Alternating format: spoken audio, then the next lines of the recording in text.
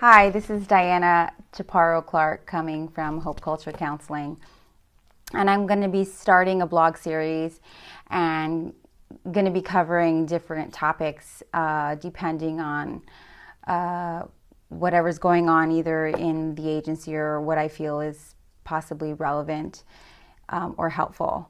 So today I wanted to talk about an aspect of parent empowerment and cover the idea of how to raise a confident child. Because although every child has their unique personality and abilities, every child has the capacity to become confident. And a parenting role has a strong influence over a child and how they view themselves.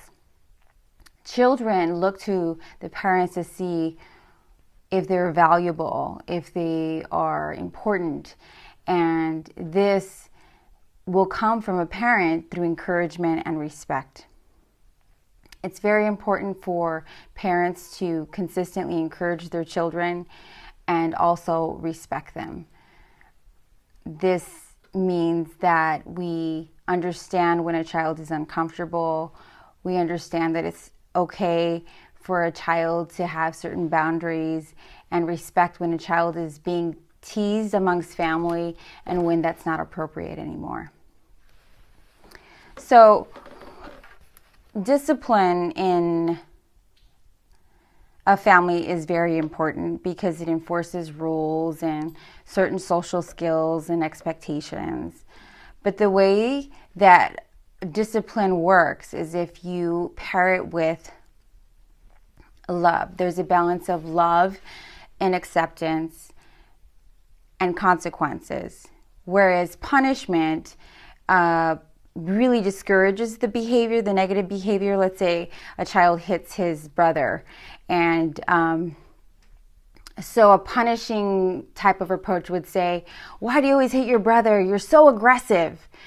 Whereas a discipline approach would say, okay, you take the child aside and say, it seems like you're really upset with your brother. And let's say the child says, yes, he threw a block in my face.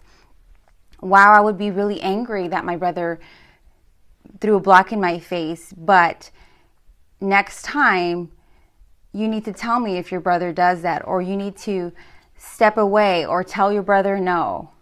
And I know that next time you're going to do a good job of telling your brother that's not okay. I understand that you're upset and that you do have to have a timeout, or you do have to have whatever the consequence that you choose.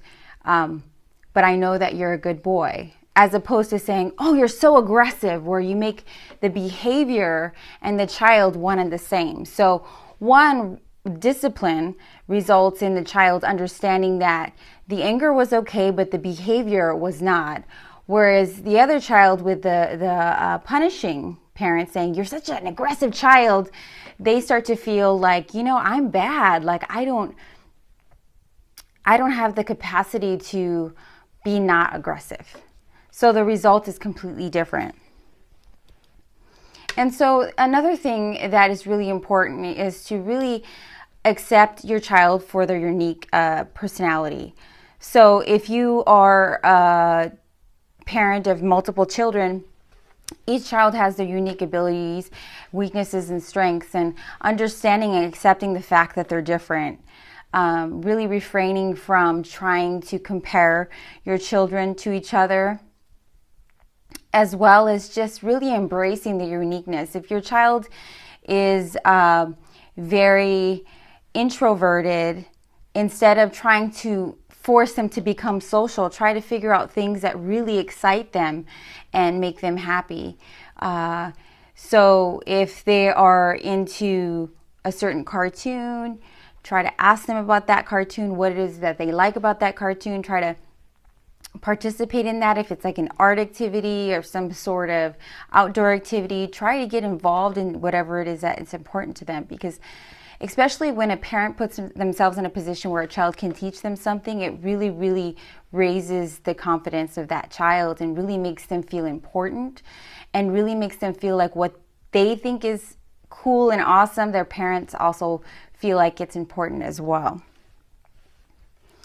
And every child has a unique set of characteristics and abilities that are unique to that specific child. And even though some children can be similar, and even similar to the parent, the kind of the combination that makes them who they are is unique to them. And really understanding and appreciate the positive parts of that. So even a weakness is really just a strength overdone. So if a child, for instance, I'll give you an example of my daughter. We'll just call her a persistent child. When it comes to saying no, a lot of times she just pushes, and she'll say, but why, and how, and what about this, and trying to find the exception to the rule. And so it could be viewed as disobedient, and we do actually address that as disobedience, and we'll give her consequences if she's not following through with certain behaviors that we expect of her. However, I did take her aside and I said, that quality that you have is actually pretty awesome, that you're a persistent person. Like if you were to ever sell something or be in a position to try to convince something of something really worthy, like a worthy cause, to be very passionate and persistent is a positive thing. But in our household, when we give you rules, that is not the time to utilize that skill. But that characteristic is positive. So she's kind of proud of that, and she kind of puts it in a category of it's something good, but maybe I'll have to use it at a different time. But she doesn't feel bad about that part of herself. So also really encouraging your child to do new things. And I know as a parent, it can be really difficult to see your child fail or maybe not excel in something, but trying new things is really a part of life. And when they understand that you can handle if they don't do well, and that your love and acceptance isn't dependent on their success, they're going to be more willing to kind of put themselves out there. Let's say they're running a race and they end up being second to last or even last. There's many positive things about them doing something that's important to them. The fact that they took the time to practice, the fact that they took the time to push their body in a different way that they ever did, and the fact that they were a part of something of their school or their community, and they made friends, and there's all these positive things that are still in this, what we would consider a failure. And then maybe they figure out, I don't like running, but they tried it, and that's the only way you really find out if something's really important to you, or if it's something that you really want to pursue. And so kind of encouraging your kids to try new things without that overpowering feeling of failure is really important, because then your children can kind of try things that maybe be uncomfortable, and that's a good thing. And as adults, I think sometimes we forget how to push ourselves. And so it's a really, really, really important characteristic not to fear failure. And the last thing I would say is just to really take time for your children and to have fun with them. I think sometimes we really get caught up in the day-to-day struggle of getting them to school, working and following through with our day-to-day.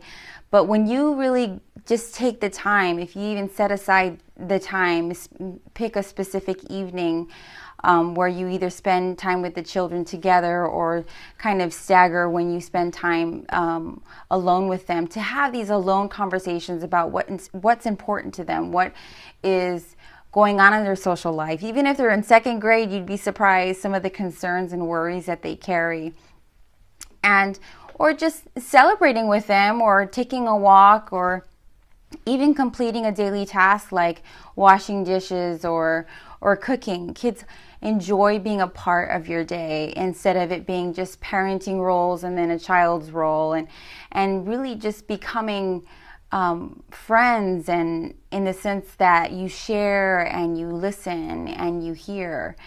And all of those combined skills together will result in a child that feels valued, important, and loved and accepted.